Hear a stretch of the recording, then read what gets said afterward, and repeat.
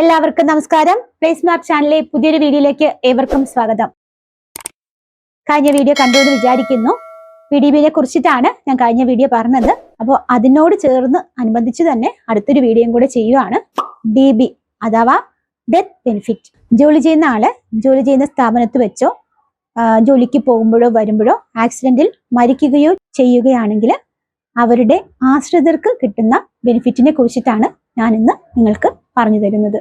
അപ്പോൾ ഒരാള് മരിക്കുകയാണെങ്കിൽ, ജോലി ചെയ്യുന്ന ആള് മരിക്കുകയാണെങ്കിൽ, നിങ്ങളുടെ ആശ്രിതർ എന്ന് പറയുമ്പോൾ കല്യാണം കഴിച്ചിട്ടില്ലാത്ത ഒരു വ്യക്തിയാണെങ്കിൽ അവരുടെ മാതാപിതാക്കൾക്ക് കിട്ടും. ഇനി കല്യാണം കഴിച്ചിട്ടുള്ള ഒരാളാണെങ്കിൽ ആ ആളിന്റെ ഭാര്യയ്ക്കും മക്കൾക്കും, ഇനി അമ്മ വിധവയാണെങ്കിൽ എന്നുവെച്ചാൽ അമ്മയ്ക്ക് ഹസ്ബൻഡ് ഇല്ല എങ്കിൽ മാത്രം അമ്മയ്ക്കും ഈ ആനുകൂല്യം കിട്ടുന്നതായിരിക്കും.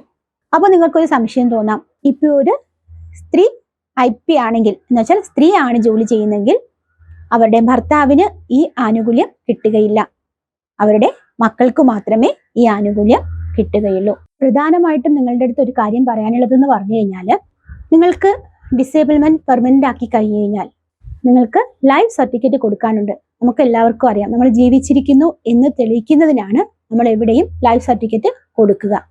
അപ്പൊ എല്ലാ വർഷവും ജാനുവരി 15-നകം ലൈഫ് സർട്ടിഫിക്കറ്റ് നിങ്ങൾ നിങ്ങളുടെ അതാത് ബ്രാഞ്ച് ഓഫീസുകളിൽ കൊണ്ടുചെന്ന് എത്തിക്കണം. എങ്കിൽ മാത്രമേ നിങ്ങൾക്ക് വന്നുകൊണ്ടിരിക്കുന്ന ആനുകൂല്യം കണ്ടിന്യൂസ് ആയിട്ട് കിട്ടുകയുള്ളൂ. അല്ല എങ്കിൽ അത് അവിടെ വെച്ച് നിന്ന് പോകും. അപ്പൊ അതുകൊണ്ട് കൃത്യമായിട്ട് നിങ്ങൾ ഓർക്കുക, നിങ്ങളുടെ ഡിസേബിൾമെന്റ് തീരുമാനിക്കുകയും ക്യാഷ് കിട്ടുകയും ചെയ്യുകയാണെങ്കിൽ ജനുവരി ആകുമ്പോൾ നിങ്ങൾ നിങ്ങളുടെ ലൈഫ് സർട്ടിഫിക്കറ്റ് കൊണ്ടുവന്ന് അതാത് ബ്രാഞ്ച് ഓഫീസുകളിൽ കൊടുക്കുക. അപ്പോൾ DB കിട്ടുന്നതെന്ന് പറഞ്ഞു കഴിഞ്ഞാൽ സാലറിയുടെ പെർസെൻറ്റേജ് തീരുമാനിക്കുകയും നിങ്ങൾ എത്ര പേരുണ്ടോ അത്രയും പേരുടെ അക്കൗണ്ടിലേക്ക്, അവരവരുടെ അക്കൗണ്ടിലേക്ക് ആ സാലറിയുടെ ആനുകൂല്യം വരികയും ചെയ്യുന്നു എന്നുള്ളതാണ്. ഇനി IP-യുടെ ഭാര്യ, ഇപ്പോൾ ഭാര്യ കല്യാണം കഴിച്ച് പോവുകയാണെങ്കിൽ ആ ബെനിഫിറ്റ് അവിടെ നിൽക്കും. പിന്നെ ആൺകുട്ടികളാണെങ്കിൽ ആൺകുട്ടികൾക്ക് 21 വയസ്സ് വരെ മാത്രമേ ഈ ആനുകൂല്യം ലഭിക്കുകയുള്ളൂ. പെൺകുഞ്ഞുങ്ങളാണെങ്കിൽ പെൺകുഞ്ഞുങ്ങൾക്ക് കല്യാണം കഴിയുന്നത് വരെ മാത്രമേ ഈ ആനുകൂല്യം ലഭിക്കുകയുള്ളൂ. അപ്പോൾ ഇതെല്ലാം എന്ന് വെച്ചാൽ അവരൊരു നിശ്ചിത തുക തീരുമാനിച്ച് നിങ്ങൾക്ക് കിട്ടുന്നില്ലേ.